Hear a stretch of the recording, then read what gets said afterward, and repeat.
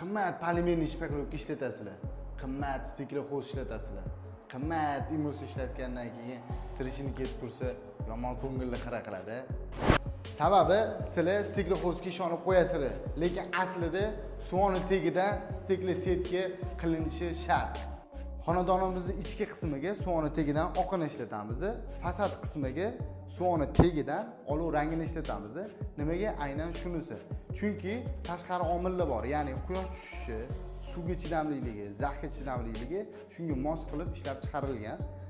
Endi bitta narsaga ahamiyat berasizlar. Bunisi qalinroq, bunisi yupqaroq, lekin metraji bir xil. Bu qalinroq, baquvvatroq ishlangan. Lekin ko'p ustakalarimiz buni ichkari qismiga ham ishlatishyapti. Buni zarari yo'q. Bilaman ustolar, sizlarga ozgina ish ko'payyapti, lekin oxirida trishini ketgandan keyin bilasizlar, klient qanaqa so'rab olishini. Sizlarga stikli setka kerak bo'ladigan bo'lsa, Belorusiya mahsuloti Maxni brendini tavsiya qilaman. Pastda nomerlar turibdi. Kimga shunaqa narsalar kerak bo'lsa, aloqaga chiqaverasizlar. Sekin lekin o'z chemga o'tib olsanglar bo'ladi.